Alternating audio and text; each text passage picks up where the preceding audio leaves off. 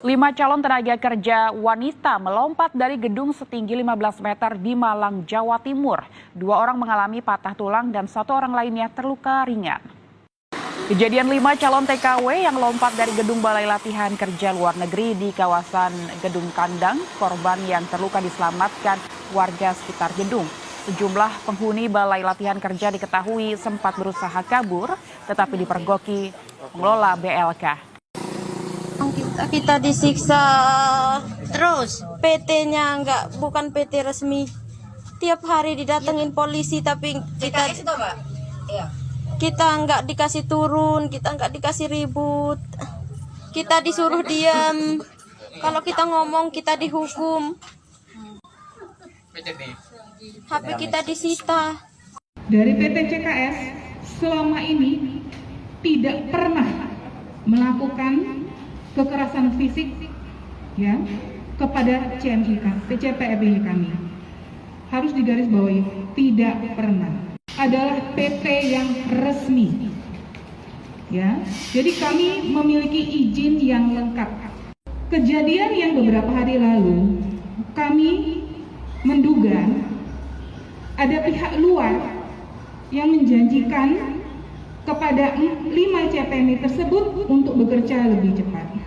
Artinya, mereka diiming-imingi oleh janji-janji dapat bekerja di tempat lain dan berangkat lebih cepat. Kenapa kami berani mengatakan tersebut? Kami memiliki bukti otentik dari salah satu handphone CPNI yang terjatuh. Bukti itu berupa chattingan, voicemail, dan nomor telepon pelaku atau yang mengiming-imingi. Dan hal ini kami sudah berikan kepada pihak yang berwajib untuk ditindaklanjuti.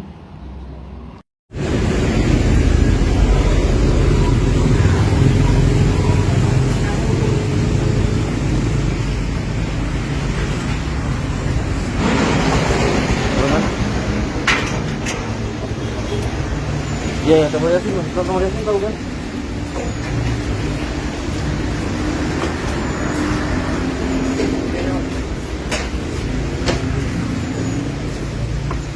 Di depannya Citra Karya Semarta, di dalamnya Citra Karya Sejati.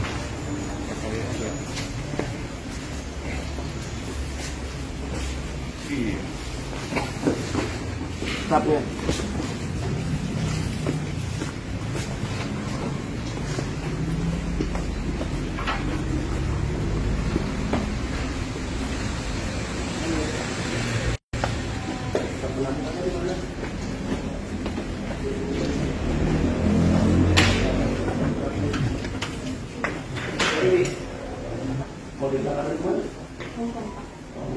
Mana ya?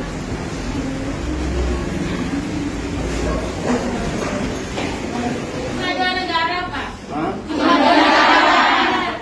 Rata-rata berapa usia sini?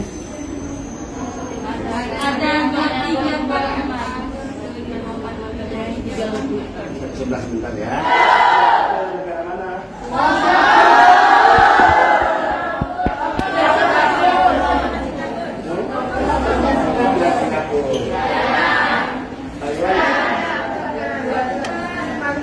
Paling lama, yang kedua paling lama, Mbak. Diri Mbak.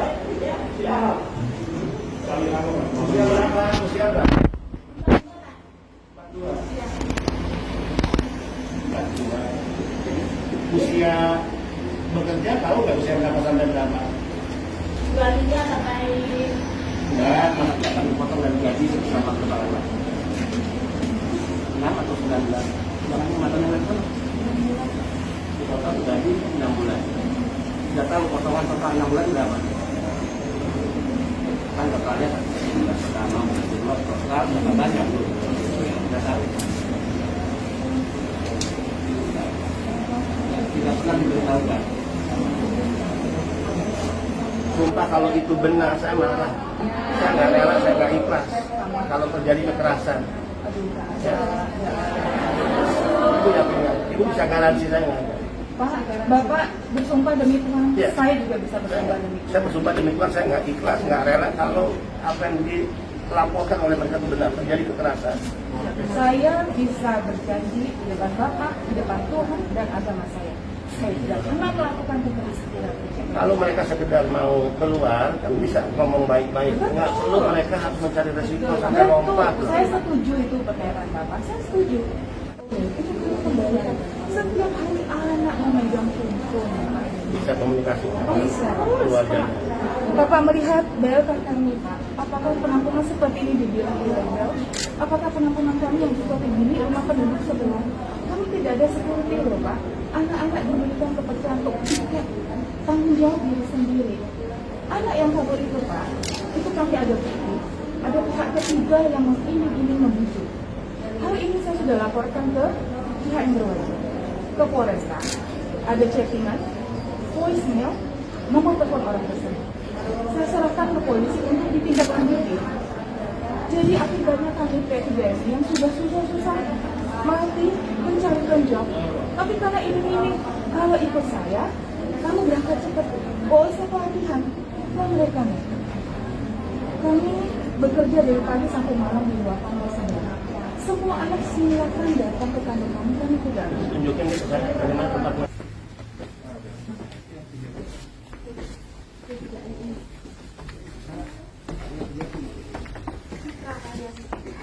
Nanti saya berikan buktinya, Pak. Kalau anak Gila. memilih seperti begitu, mungkin sudah ada yang jemput di bawah. Sudah ada persiapan. Ya tapi kan kalau memang dia ada tawaran orang, buat apa dia mau mengikuti tawaran itu sementara fisiknya yang dia yakini dia cacat pasti. Kita berhubungan mungkin dengan pendidikan anak yang tidak cukup tinggi loh, Pak. Kita pun kalau tahu nggak mungkin. Anak-anak teman-teman yang lain baik-baik.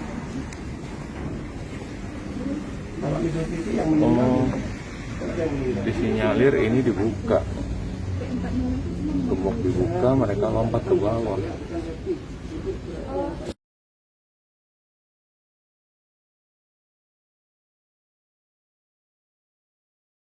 tapi perlakuan hormat kepada PMI itu menjadi wajib hukumnya. Kalau yang akan kita temukan hari ini jelas, ya, misalnya handphone, pengakuan dari perusahaan hanya disimpan selama mereka mengikuti proses belajar. Ternyata kita temukan case tidak dalam posisi belajar, handphone juga ditahan. Ini kan sarana vital komunikasi loh. Mereka penting berkomunikasi setiap waktu dengan keluarganya. Kedua, pemotongan tadi gaji. Singapura 5.500.000. Ternyata dipotong selama 8 bulan. Ya, per bulan dipotong 4.100.000. Mereka hanya tinggal mendapatkan 1.400.000. Cukup apa? Tapi yang lebih fatal dari itu adalah setiap calon pekerja yang sudah mendapatkan job di negara penempatan, dia harus menandatangani perjanjian kerja dengan pihak yang memperkerjakan. Disitulah diatur apa yang menjadi hak-hak dan kewajiban. Buktinya apa? Beberapa mereka yang tidak yang sudah mendapatkan kerja, sudah melalui perjanjian, tidak mendapatkan salinan fisik perjanjian kerja. Ini kejahatan menurut saya. Ini tidak boleh dibiarkan. Sehingga atas peristiwa 3 orang yang lompat, ya, kemudian 2 yang melarikan diri, saya masih meyakini tidak mungkin jika tidak ada sebab yang mendorong mereka terpaksa. Tidak ada orang gila yang berani lompat dari gedung dengan ketinggian 15 meter dengan resiko mati, resiko celaka, cacat fisik. Kalau tidak ada sesuatu yang mendorong terpaksa. Ini kali ketiga, Pak. Ya, ini kali ketiga. Kemudian juga pengakuan dari pihak perusahaan, mereka tidak mengetahui. Dulu ada yang meninggal, ya. Tadi katanya meninggal di rumah sakit. Oke, katakan meninggal di rumah sakit. Tapi kenapa ada upaya untuk menutupi? Tadi kompak loh, ya. CPMI yang lain mengatakan tidak tahu, tidak mungkin. Temannya 1 orang sakit kemudian meninggal itu tidak diketahui oleh yang lainnya. Berarti ada apa? Kita serahkan kepada kepolisian. Ya. Saya secara pribadi tentu marah. Tidak boleh ada perlakuan sewenang-wenang kepada mereka anak-anak bangsa, ya, pejuang keluarga, pahlawan devisa yang dilakukan oleh siapapun. Dan tidak boleh kepala di otak pengusaha berpikir seolah-olah Ya, mereka adalah pihak yang bisa mengatur segalanya. Ini negara hukum kok. Ya, terkait ketenagakerjaan kita punya undang-undang kok. Ya, kita akan lihat nanti proses hukum Polres. Saya garansi, ya, jika temuan-temuan dan putusan Polres ini menguatkan, ya, kita tutup perusahaan. Nggak ada ampun, nggak ada kompromi, nggak ada negosiasi, nggak ada tawar-menawar. Negara tidak boleh kalah menghadapi satu atau gerombolan pengusaha apapun. Ya, si PMI yang menandatangani tetap diberangkatkan, yang belum stop dulu hingga ada proses hukum.